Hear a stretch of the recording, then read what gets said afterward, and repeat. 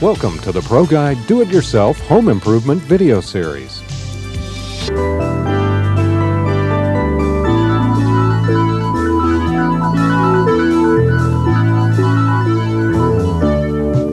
Most everyone appreciates the look and feel of natural wood furniture, especially if it shows the hand of traditional workmanship. To overcome the problems of high cost and finding a craftsperson with the skills to reproduce a piece of traditional furniture, many people are restoring and refinishing their old chairs and tables themselves. The old-fashioned curling iron. Yeah. Some fun stuff. Nice stuff. Yeah. Oh, look at this nice old chest of drawers. Yeah. Nice detail work. I wonder what kind of wood that is. You want to look? It's oak. That's a plus. That would be worth stripping. I think so, yeah. I saw some chairs over there I really like too. I'm going to look at those. You know, bringing out the inherent beauty and the living character of a nice old piece of furniture like this one can be a truly gratifying experience. I'm Kurt Burbick. Now, refinishing a piece of furniture may seem like a difficult job, but you know there are materials on the market today which practically do all of the work for you. The tools are inexpensive, easy to handle, and by following some basic steps, anyone can do a professional-looking job.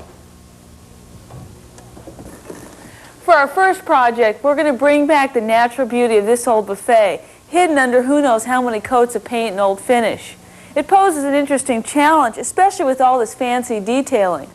Now, before we begin our transformation, let's join Kurt to see some of the tools we're going to need today.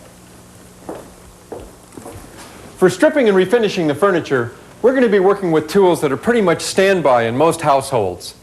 A couple of old paint brushes, a paint scraper, a couple of plastic buckets, a putty knife, some sandpaper, screwdrivers, a wood carver's chisel, a natural bristle brush for applying stain in the sealer, paper towels, tack cloth, canvas and plastic drop cloths, a shop vacuum, an old waste container like a cardboard box, an orbital sander. We'll also need a squeegee, a pair of durable stripping gloves, safety goggles, and a toothbrush with brass bristles. And we'll be showing you how to use this later in the show. I can hardly wait. When working with chemical strippers anywhere, you want to be sure to protect your floors. Even concrete can stain. Under the drop cloth, we've covered the floor with a layer of plastic.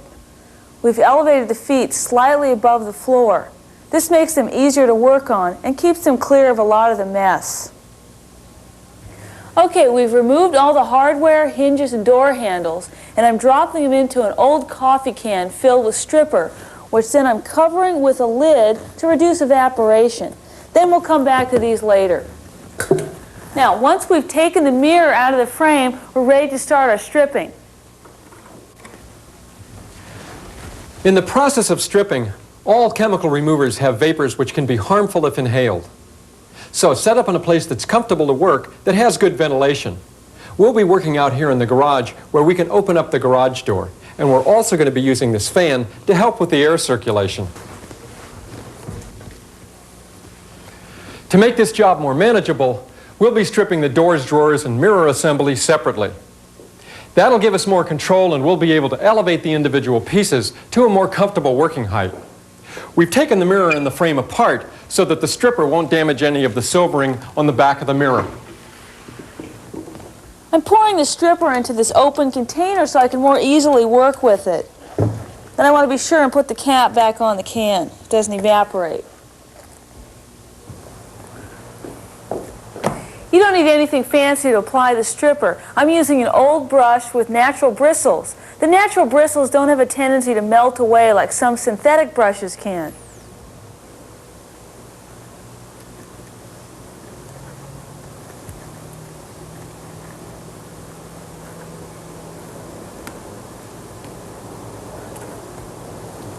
I'm spreading the stripper on good and thick. You can never use too much. And you always want to spread your stripper in one direction unless otherwise indicated on the can. And for safety, I'm wearing paint stripping gloves and a long sleeve shirt. I don't need to worry about wearing goggles when working with the semi-paste, but when we're working with the thinner, more liquid material, then I'll want to wear goggles to protect myself from splatter. I'm working from top to bottom, one section at a time. It's important not to let the surface dry out and work in small, manageable areas. After the stripper has begun to react with this half of the buffet, then I'll go on to the second half.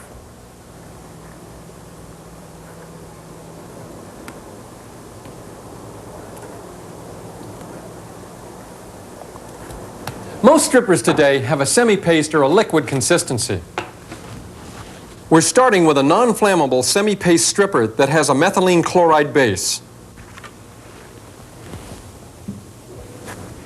Methylene chloride is a premium agent in most paint and varnish removers. And after we've removed 95% of this paint using this semi-paste, we'll follow up with a thin, non-flammable liquid.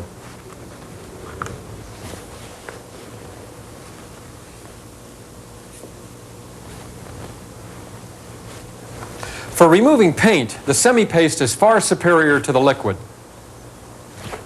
It is thick enough to cling to the vertical and upside down surfaces, and it has a slower evaporation rate, which allows it time to penetrate the paint. This is a powerful solvent, but it will never discolor, raise the grain, or destroy the wood's natural patina. Patina is that soft, aged look of wood, created by the exposure of the wood's natural grain to the sun's ultraviolet rays. And no matter whose product you use, always read and follow the manufacturer's recommendations about application, safety, and storage. And regarding the disposal of the stripping residue, always allow the solvent to evaporate completely and dry thoroughly before getting rid of them. Well, Avian, how's it going? Great. It's great. This is one phase of the operation where patience is very important in the way it affects the ease and quality of the workmanship. Depending on the kind of stripper and the number of layers of paint you want to remove, it should take from 5 to 20 minutes before you're ready to start scraping. But with a little experimenting, you'll know how long you have to wait by just looking at the surface.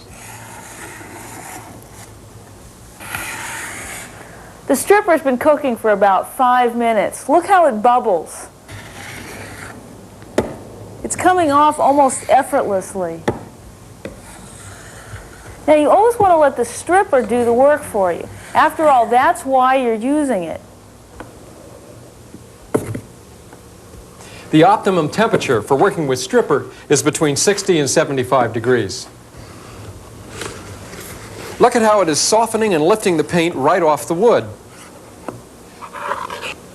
Now there's no need to laboriously chisel it off. Any direct pressure can scrape or gouge the wood you're trying to preserve.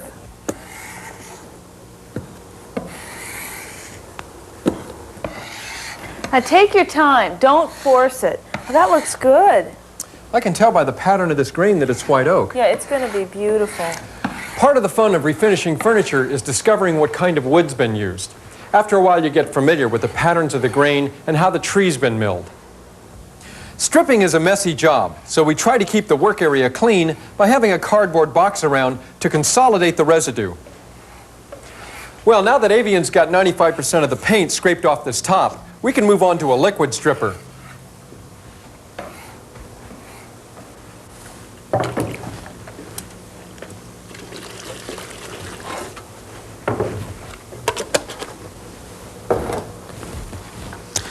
Here again, I'm using this old brush. It's important to keep the surface of the wood moist while you're working. Otherwise, this stripper tends to dry up.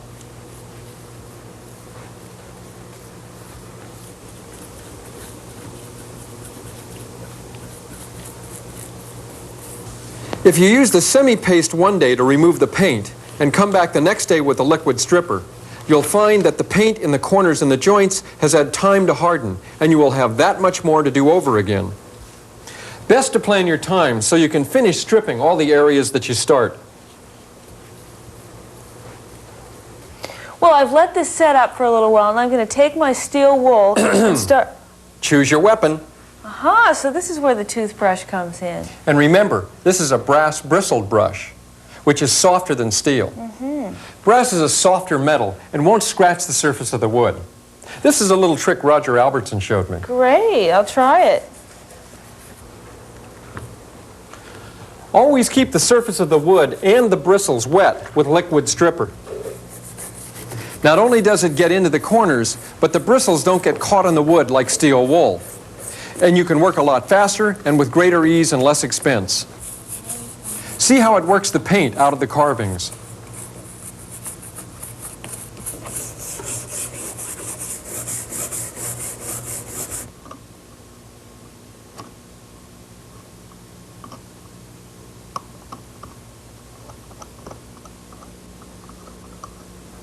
I like to keep 2 buckets of liquid stripper on hand, one that I use over and over again, and one that I save for a final rinse. Kurt, I've been brushing the hardware with this brush. It's fantastic. Where'd you get it? Well, you can get those at any hardware store or a grocery store in the pots and pans section. Great. Once you've broken up the remaining pieces of paint with the brass bristles, an old paintbrush makes a pretty good agitation tool.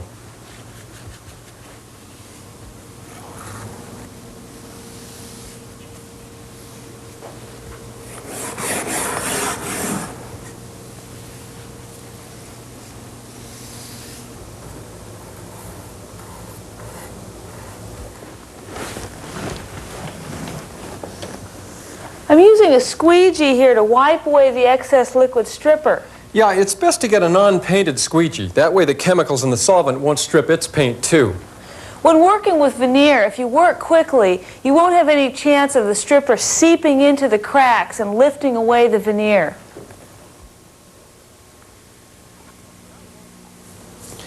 Now that all this paint is removed, I'm going over this frame with a final wash of liquid stripper. It acts as a final rinse and it'll remove all the film. See this? It's called paint haze, and it's caused by a little bit of paint in the solvent. Many times it's so transparent, especially on light woods, you never see it till you go to apply your final finish.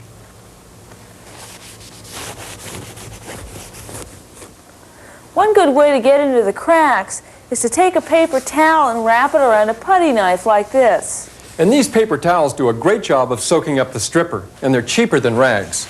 Here's a neat trick. This is a standard medical syringe with a 20-gauge needle, and we filled it with carpenter's glue.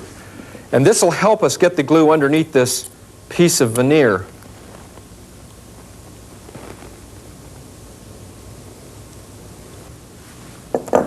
By pressing down, I can wipe up the excess glue that oozes out of this crack.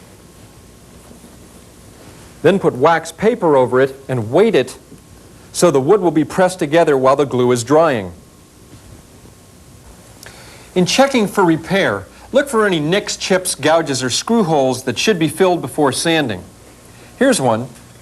Take a dab of wood dough and wipe it in the hole. What you want to look for in a patching compound is one that dries fairly quickly, can sand easily, and one that will absorb stain. The next step in refinishing is sanding. Stripping closes the grain of the wood, so if you want your stain and finish to penetrate the wood evenly, you'll first open up the grain by sanding. And if the wood has been stained, stripping may have caused uneven streaks in the wood. So sanding will help even out the discoloration and make the stain you're going to apply later uniform. A light sanding will erase any scratches or blemishes in the wood as well. For all-purpose refinishing, an orbital sander is the most popular power tool. There are a lot of orbital sanders on the market today that oscillate at 4,000 orbits per minute. But for good cutting action, you'll want one that oscillates at 8,400 orbits per minute. You will find that the more oscillations per minute, the less swirl marks and scratches appear in the wood. You don't have to press hard.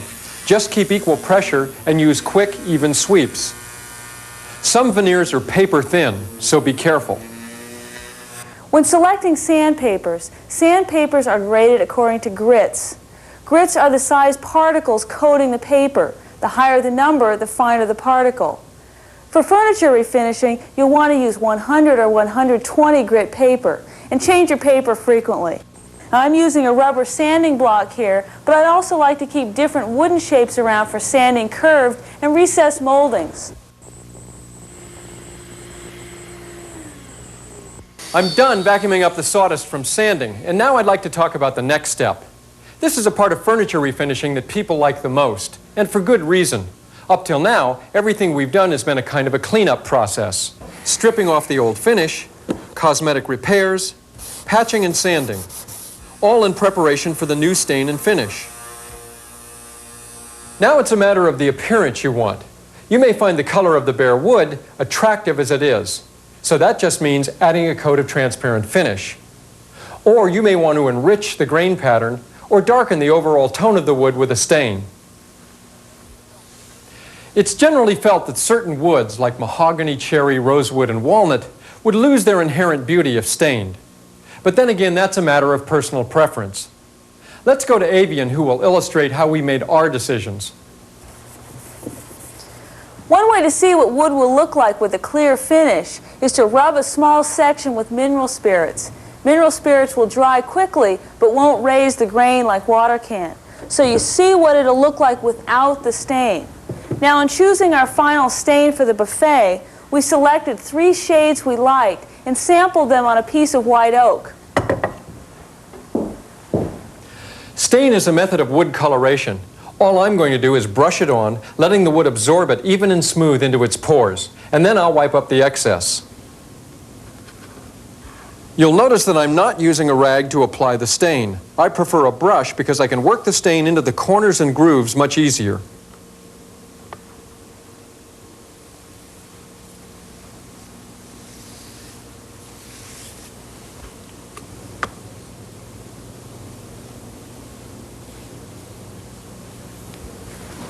Here again, good ventilation is important, and so is good lighting, so you'll see every square inch of the raw wood you're trying to cover.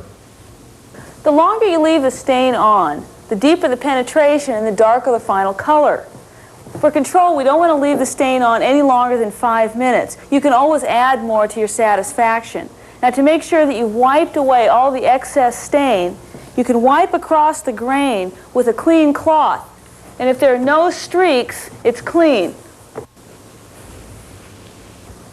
What we're going to do is put on a coat of sanding sealer and 1 coat of varnish. In the old days, shellac was used as the first finish coat. However, shellac is hard on brushes and it's hard to sand. Varnish is also tough sanding and it takes a long time to dry. Sanding sealer was invented to solve the problems of both shellac and varnish. It's a transparent sealer that's put on the wood to firm up the little fuzz and wood fibers that stick up after stripping and sanding.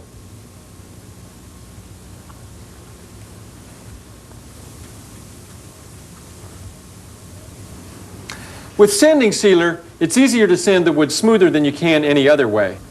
If you're using a polyurethane finish, sanding sealer isn't recommended because there won't be any adherence and the polyurethane will peel off. All right, we'll let this sealer dry overnight and then we'll do a little light sanding.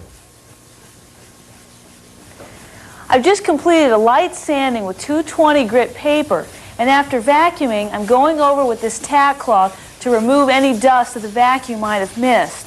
We want to make absolutely certain that the surface of the buffet is free from any particles before we apply our clear finish. The smoother the finish, the longer it will last. There'll be less friction when cleaning and fewer places for dirt to get caught. Feel that? Nice. Super smooth. Looks great. There are numerous kinds of finishes on the market, from lacquers and varnishes to polyurethanes and penetrating oils. And they come in varying degrees of sheen, from high gloss and semi-gloss or satin to matte or dull finish. We're going to use a satin finish on our chairs and buffet. It's durable, waterproof, and good looking. Plus, it has a slow drying time, which will give us control over any buildup or lap marks that might cause problems with a quick drying finish.